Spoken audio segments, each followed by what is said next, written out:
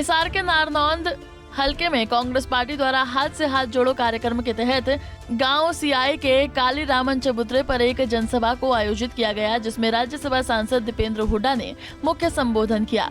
सभा को संबोधित करते हुए दीपेंद्र हुड्डा ने बीजेपी सरकार पर तीखा हमला बोला। उन्होंने कहा कि आने वाला समय कांग्रेस पार्टी का है, 1 साल का समय बचा है, सभी कार्यकर्ता सरकार की खामियों को जनता तक लेकर जाएं। दीपेंद्र हुड्डा ने कहा कि भाजपा पार्टी पूंजीपतियों की पार्टी है। राहुल गांधी की सदस्यता भाजपा की एक साजिश का हिस्सा है और कांग्रेस पार्टी पूरी मजबूती के साथ भाजपा के खिलाफ लड़ाई लड़ रही है।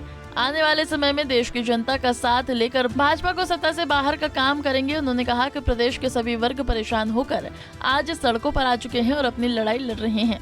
प्रदेश की जनता समय आने पर बीजेपी को करारा जवाब देने का काम करेगी।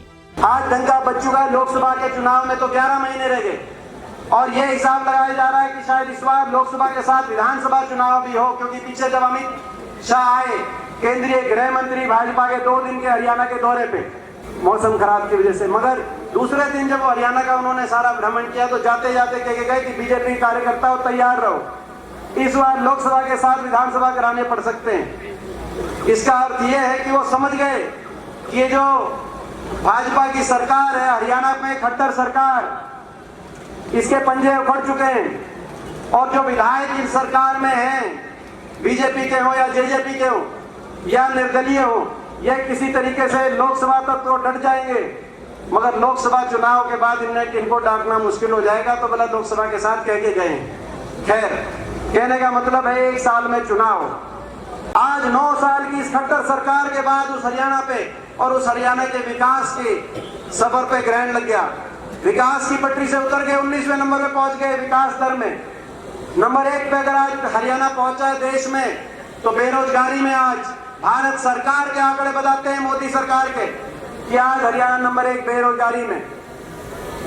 ना प्राइवेट की नौकरी आई, ना इंडस्ट्री आई, ना कोई औद्योगिक क्षेत्र लगे, ना सरकारी रोजगार मिले। जो सरकारी नौकरियां मिली, एक के बाद एक भर्ती घोटाला की भेंट चढ़ गई। बहुत सी सरकारी नौकरी समाप्त कर दी गई, केंद्र के स्तर पे भी, हरियाणा प्रदेश के स्तर पे भी। रेलवे, एयरपोर्ट, पोर्ट, हर चीज की प्राइवेटाइजेशन, बड़े उद्योगपति घरानों के हवाले कर गई देश की संपत्ति। मैं अपने नौजवान साथियों से कहना चाहता हूँ, ये खट्टर सरकार सदा के लिए नहीं है। आप विश्वास करो और धैर्य रखो, 1 साल की बात बाकी है। ऐसी सरकार, खट्टर सरकार जिसने हरियाणा का ऐसा भट्टा बिठा दिया, ये सरकार जाएगी, आपकी सरकार आएगी। वहीं सांसद दीपेंद्र हुड्डा ने यह भी कहा कि बीजेपी व जेजेपी का समझौता नहीं था, यह हरियाणा को लूटने का समझौता था। दोनों पार्टियों ने अपने साथ विश्वासघात करने का काम किया है। उन्होंने कहा है कि हाथ से हाथ जोड़ो कार्यक्रम कांग्रेस पार्टी का संकल्प कार्यक्रम है।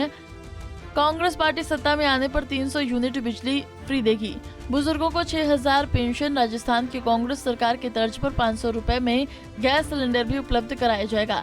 पेंशन का समझौता नहीं था, हरियाणा को लूटने की छूट का समझौता था, आपके साथ विश्वासघात करने का समझौता था, आपको धोखा देने का समझौता था और अपनी जेब भरने का समझौता था।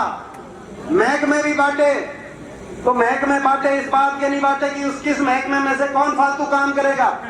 महकमे इस बात के बांटे कि कौन ज्यादा, किस महकमे से जो कौन ज्यादा मलाई खाएगा। शराब का महकमा किसके पास जाएगा, एक्साइज का किसके पास जाएगा, पंचायत का महकमा किसके पास जाएगा, और कौन सा खोपर है जो सरकार में पड़ जाएगा। और ये मैं नहीं कह रहा, इनके विधायक कह रहे हैं कि भाई 1 लाख कौन सा खोपर है जो सरकार में पड़ के 1 लाख जिम्मेगा। कह रहे हैं इनके इतना खुला भ्रष्टाचार। यहाँ के विधायक ने कहा कि भाई 1 लाख जीवन लग रहा है, क्या जीम रहे हैं। मैं पूछना चाहता हूँ राजनीति की नैतिकता में, क्योंकि क्या मनसो आए नहीं, बुढ़ापा पेंशन आई नहीं, लोगों के विश्वास के साथ धोखा दिया।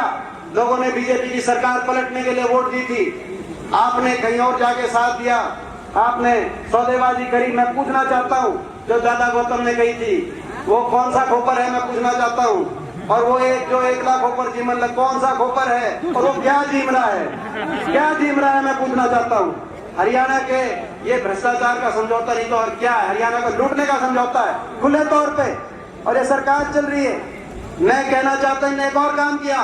आज बेरोजगारी में हरियाणा नंबर 1, महंगाई में नंबर 1, भ्रष्टाचार में नंबर 1, लेकिन लोगों को अपमानित करने में भी नंबर 1। अगर ये काम नहीं भी करते, अपने काका ताऊ से कहना चाहता हूं, बड़े बुजुर्गों से, अगर ये काम नहीं भी करते तो भी हम काम चला लेते, अगर ये हरियाणा वासियों का मान सम्मान रखते।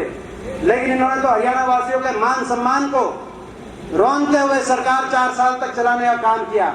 हरियाणा वासियों के मान सम्मान पे चोट पहुंचाते हुए सरकार चलाने का काम किया। कोई ऐसा वर्ग नहीं है हरियाणा में जिस वर्ग को सड़क पे ना आना पड़ा हो अपने हकों के लिए, किसान से लेकर और मजदूर तक, और कोई ऐसा वर्ग नहीं है जिसका इन्होंने अपमान ना किया हो।